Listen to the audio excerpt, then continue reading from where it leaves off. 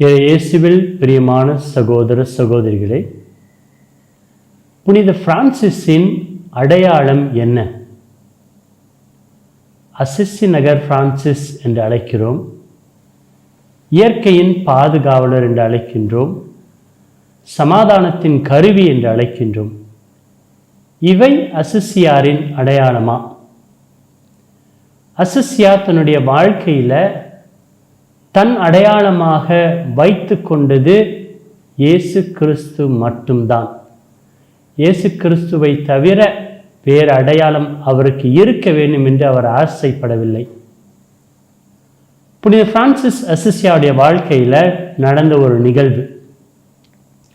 அவர் ஒரு குறிப்பிட்ட சகோதரருடைய இல்லத்தில் இருக்கும் பொழுது அங்கே இருந்த 2 சகோதரர்கள் ஒருவருக்குள் ஒருவர் பேசிக்கொண்டிருக்கின்றனர். அதை அசிசியார் கேட்டு விடுகிறார். ஒரு சகோதரர் இன்னொரு சகோதரரை பார்த்து, where are you coming from, எங்கிருந்து நீ வருகிறாய் என்று கேட்ட பொழுது, I am coming from the cell of Saint Francis, அசிசினியுடைய அறையிலிருந்து நான் வருகிறேன் என்று சொன்னவுடன் இதை கேட்ட அசிசியார் மிகவும் சினம் கொண்டு, இந்த ஒரு அறையை என் பெயரில் நீங்கள் வைத்திருக்கிறீர்கள், அசிசியின் அறையிலிருந்து வருகிறேன் என்று நீ சொல்லுகிறேன், உடனே நான் இப்பொழுதே இந்த இடத்தை விட்டு நான் செல்கிறேன் என்று அசிசியார் அந்த இடத்தை விட்டு சென்று விடுகிறார். ஏனென்றால் அந்த ஒரு அறைக்கு அசிசி என்று அவர்கள் பெயர் வைத்ததால், சென்ட் பிரான்சிஸ் என்று பெயர் வைத்ததால் அவருக்கு அதில் சுத்தமாக விருப்பமில்லை. ஆகவே அங்கிருந்து அவர் சென்று விடுகிறார். அசிசியாருக்கு தன்னுடைய வாழ்க்கையில் எந்த ஒரு இடத்தையோ பொருளையோ அவருக்கு ஒப்பிட்டு, அதாவது அவருடைய அடையாளமாக வைக்கக்கூடாது என்று ஆசைப்பட்டவர். ஆனால் நம்ம வாழ்க்கையில் நம்ம எல்லாரும் ஏதாவது ஒரு அடையாளத்தை தேடுகிறோம். நான் ஒரு லாயர், நான் ஒரு ஆசிரியர், நான் ஒரு பட்டதாரி, நான் ஒரு மருத்துவர் என்று, நான் ஒரு ப்ரொவின்ஷியல், நான் ஒரு ஹெட்மாஸ்டர், ஹெட்மிஸ்ட்ரஸ் என்ற பல வகையான நாம் பட்டங்களை, அடையாளங்களை தேடிக்கொண்டிருக்கிறோம். ஆனால் அசிசியார் எந்த ஒரு அடையாளத்தையும் அவர் தேடவில்லை. அவர் தேடிய ஒன்று இயேசு கிறிஸ்து மட்டும்தான். நம்மளுடைய அடையாளம் எது? என்னை பார்த்து ஒருவர் கேட்கிறார், ஹூ ஆர் யூ, நீ யார்? நான் சைமன். சைமன் என்பது உன்னுடைய பெயர். நீ யார்? நான் ஒரு குருவானவர், அது உனக்கு கொடுக்கப்பட்ட அருட்பொழிவு. நீ யார்? நான் ஆரோக்கியசாமியுடைய பையன், அது உங்கள் அப்பாவுடைய பெயர். நீ யார்? நான் ஃபாத்திமா மேரியுடைய மகன், அது உன் தாயினுடைய பெயர். நீ யார்? I have completed lawyer, I am a lawyer, அது உனக்கு கிடைத்த பட்டம். நீ யார்? இப்படி ஆராய்ந்து கொண்டே கேட்டுக்கொண்டே சென்றோம் என்றால், நான் யார் என்ற கேள்விக்கு நம்மால் பதில் சொல்ல முடியாது. ஏனென்றால் நம்மளுடைய அடையாளம் சில நேரம் நம்மளுடைய பெற்றோராக இருக்கலாம், நம்முடைய படிப்பாக இருக்கலாம், நாம் பெற்றிருக்கிற பட்டங்களாக இருக்கலாம். அதையே அடையாளமாக கொண்டு இருக்கிறோம். I am a bishop, I am a head master. இவ்வாறு வெளி அடையாளங்களை கொண்டு நம் அடையாளங்களை தேடிக்கொண்டு இருக்கின்றோம். ஆக புனித பிரான்சிஸ் அசிசியாருடைய விழாவை கொண்டாட தயாரித்து கொண்டு இருக்கும் நாம், நான் எதை என் அடையாளமாக கொண்டு பெருமைப்படுகிறேன்? புனித பவுல் சொல்லுவது போல, இயேசு கிறிஸ்துவை தவிர, அதே தான் புனித அசிசியார் சொல்ல, இயேசு கிறிஸ்துவை தவிர வேற எந்த அடையாளத்தையும் அவர் தேடவில்லை. எங்களுடைய நொவிஷியட்ல ஃபார்மேஷன் பிளான் என்ற ஒரு சிறிய புத்தகத்தை கொடுத்தார்கள். அந்த புத்தகத்தினுடைய தலைப்பு மிகவும் எனக்கு பிடித்தது. அதாவது 3 வகையான ஃபார்மேஷன், உருவாக்கம் ஒரு பிரான்சிஸ்கன் சகோதரருக்கு கிடைக்க வேண்டும் என்று ஆசைப்படுகிறார்கள். 3 வகையான உருவாக்கம்.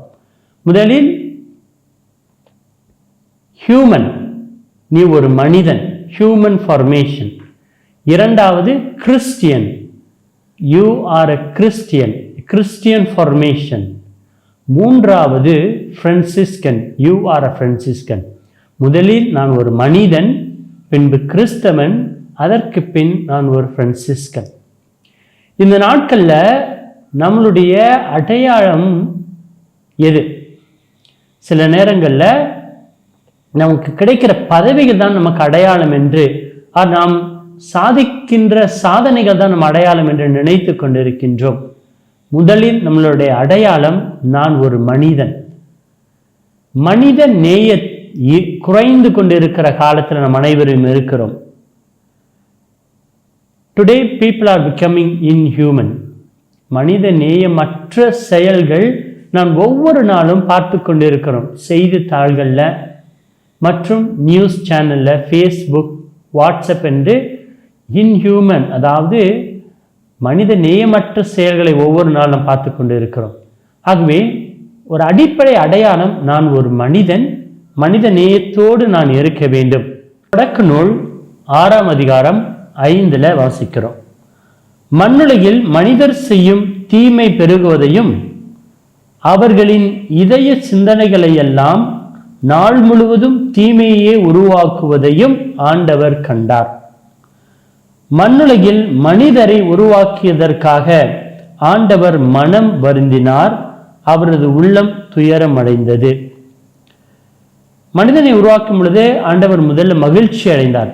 ஆனால் தொடக்க நூல் 6:6 வாசிக்கிறோம், மனிதரை உருவாக்கியதற்காக ஆண்டவர் மனம் வருந்தினார் என்று. அப்ப மனித நேயம் குறைந்து கொண்டே இருக்கிறது. அந்த மனித நேயத்தை புனித பிரான்சிஸ் அசிசியாவுடைய வாழ்க்கையில பார்க்கிறோம். அது அவருடைய அடையாளமாக இருந்தது. ஒரு முறை மர்சிக்கா என்ற ஒரு இடத்துல ஒரு ஆயருடைய இல்லத்தில் அசிசியார் இருக்கும் பொழுது அவர் ஒரு மேண்டல், வேறொருவரால் இவருக்கு கொடுக்கப்பட்ட ஒரு ஆடையை அணிந்திருந்தார். ஒரு முறை அங்க வந்த ஒரு வயதான தாயார் எந்த ஒரு கிழிந்த ஒரு ஆடையோடு அங்க வந்திருந்தார்கள். அப்பொழுது ஏதாவது கொடுங்கள் என்று அசிசியாரிடம் கேட்ட பொழுது அசிசியார் தான் அணிந்திருந்த அந்த மேண்டலை அவிட்டு அப்பெண்மணிக்கு அத்தாயாருக்கு கொடுத்து, இதனை வைத்து நீங்கள் ஒரு ஆடை தைத்துக் கொள்ளுங்கள் உங்களுக்கு என்று சொல்லி அனுப்பிவிடுகிறார். அந்த பெண்மணியும் அந்த தாயாரும் வீட்டுக்கு சென்று அதனை கட் செய்து ஆடை தைத்து கொள்ளலாம் என்று பார்க்கும் பொழுது அந்த ஒரு ஆடை குறைவாக இருக்கிறது. மறுபடியும் அசிசியாரிடம் அந்த வயதான தாயார் வந்து, இந்த ஆடை குறைவாக இருக்கிறது, இன்னும் ஆடைகள் தேவை என்று சொல்கிறார். அப்பொழுது அருகாமையில் இருந்த ஒரு சகோதரர் அதே போன்ற ஒரு மேண்டல் அணிந்திருந்ததை கண்டு அதை அத்தாயாருக்கு கொடுக்குமாறு சொல்கிறார். அந்த சகோதரரும் கொடுத்து விடுறார். அப்பொழுது அசிசியர் கடவுளின் அன்புக்காக இந்த தாயாருக்கு இதை கொடுத்து விடு என்று சொன்னவுடன் அந்த சகோதரர் அதை கொடுத்து விடுறார். அந்த தாயாரும் அதனை எடுத்து சென்று ஒரு நல்ல ஆடையை தைத்துக் கொள்கிறார்கள். இதுதான் மனித நேயம். மனித நேயம் என்பது ஒருத்தருடைய தேவைகளை புரிந்து கொண்டு அதற்கு உகந்து வாழ்வது. அசிசியார் எல்லா சூழ்நிலையிலும் மனிதர்கள், விலங்குகள், பறவைகள், செடிகள், கொடிகள் அனைத்தையும் புரிந்து கொண்டு மனித நேயம் உள்ள நல்ல கிறிஸ்தவனாக அவர் வாழ்ந்தார். ஆகவே முதலில் நம்ம வாழ்க்கையில நாம் கடைபிடிக்க வேண்டியது, நான் ஒரு மனிதன். நாம் பெற்றிருக்கும் பட்டங்கள் அல்ல, நமக்கு கொடுக்கப்பட்டிருக்கிற பதவிகளோ பொறுப்புகளோ அல்ல, அவை கடந்து செல்லுவிடும். மனித நேயம் மற்றும் என்றுமே நம்மோடு இருக்கும். ஆகவே அசிசியாருடைய விழாவை கொண்டாடும் பொழுது என் வாழ்க்கையில எந்த அளவு மனித நேயத்தை நான் கடைபிடிக்கிறேன்? ஒரு சிலர் அந்த அடையாளம், அதாவது தங்களுக்கு கிடைத்திருக்கிற பதவி, பட்டம், இந்த அடையாளத்தை காத்துக்கொள்வதற்காக எதையும் செய்ய துணிகிறார்கள். எனக்கு தெரிந்த ஒரு பங்கு தந்தை, அந்த பங்கு தந்தை அவருடைய அந்த பங்கு தந்தை பதவியை பற்றிக்கொள்ள அதே பங்கில் தொடர்ந்து இருப்பதற்காக மக்களை தூண்டி விடுகிறார். அதனால அந்த ஒரு பங்குலையும் அந்த மறை மாவட்டத்திலையும் ஒரு பெரிய குழப்பம் ஏற்படுகிறது. அதுபோல தலைமை ஆசிரியராக இருந்த ஒரு சகோதரி அவர்களுக்கு டிரான்ஸ்ஃபர் கொடுத்த உடனே தன்னுடைய காங்கிரிகேஷனுக்கு எதிராக அச்சகோதரி திரும்பி கேஸ் ஃபைல் செய்கிறாங்க. எதற்காக? அந்த பதவியை தக்க வைத்து கொள்ள வேண்டும். அந்த ஹெட் மிஸ்ட்ரஸ், தலைமை ஆசிரியர், அதுதான் அவளுடைய அடையாளமாக அந்த சகோதரி கருதினாள். ஆகவே இயேசுவில் பிரியமானவர்களே, நம் வாழ்க்கையில் இப்படிப்பட்ட அடையாளங்களை பற்றி கொள்வதனால் சில நேரங்களில் நம்மளுடைய விசுவாசத்தையும் நம்பிக்கையும் நம்முடைய துறவற அழைப்பையும் இழந்து விடுகிறோம். அசசியாருடைய வாழ்க்கையில் அவர் அடையாளமாக கருதியது இயேசு கிறிஸ்து ஒருவர்தான். அந்த இயேசு கிறிஸ்து வழியாக மனித நேயத்தை அவர் கடைபிடிக்கிறார். புனித பவுல் பிலிப்பியருக்கு எழுதிய திருமுகம் 2ஆம் அதிகாரம் 5, கிறிஸ்து இயேசு கொண்டிருந்த மனநிலை உங்களிலும் இருக்கட்டும். கடவுள் வடிவில் விளங்கிய அவர் கடவுளுக்கு இணையாய் இருக்கும் நிலையை வலிந்து பற்றி கொண்டிருக்க வேண்டியதொன்றாக கருதவில்லை. ஆனால் தம்மையை வெறுமையாக்கி அடிமையின் வடிவை ஏற்று மனிதருக்கு ஒப்பானார். கடவுள் என்ற ஒரு நிலையை பற்றி கொண்டிருக்காமல் தம்மையே அடிமையாக்கி வெறுமையாக்கி இயேசு நமக்காக மனித உருவத்தை அவர் ஏற்றுக்கொள்கிறார். ஆகவே புனித பிரான்சிஸ் அசிசியார் இவ்வாறு தன்னையே வெறுமையாக்கிக் கொள்கிறார். தனக்கென்று எதையும் அவர் பற்றி ஒரு இல்லத்தையோ இல்லை ஒரு வீடையோ ஒரு இடத்தையோ தனக்கென்று அவர் ஆசைப்படவில்லை. அதை ஒரு அடையாளமாக அவர் ஏற்றுக்கொள்ளவில்லை. ஆகவேதான் தன்னுடைய சகோதரர்களுக்கு புனித பிரான்சிஸ் அசிசியார் சொல்வார், let the brothers own nothing as their own.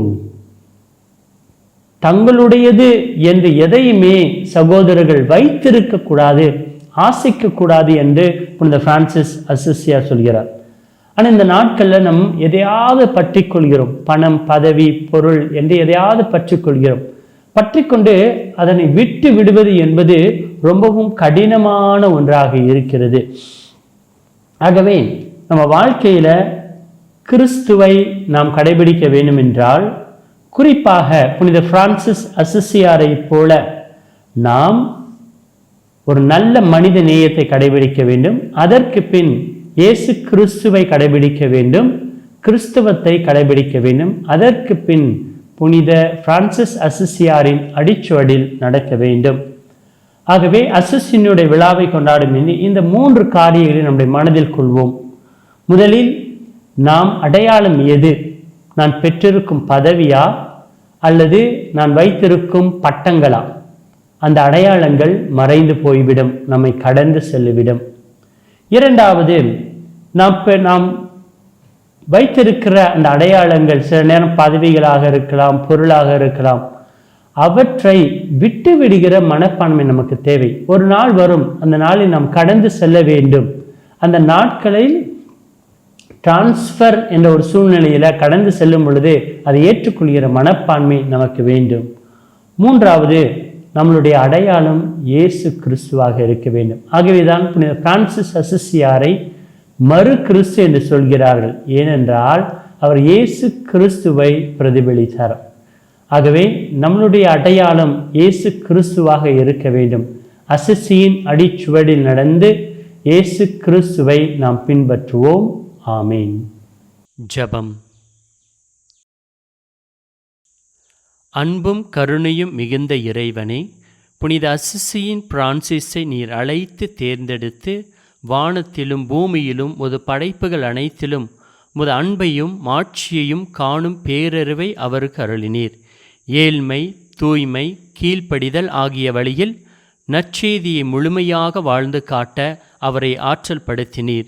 சிறியோரிடமும் ஏழைகளிடமும் படைப்பின் எல்லா உயிர்களிடத்திலும் உமது அன்பின் சாட்சிகளாக விளங்கிட அவர் பெற்ற அருளைப் போல நாங்களும் உமது கிருபையில் வாழும் வாழ்வை பெற உதவியருளும்.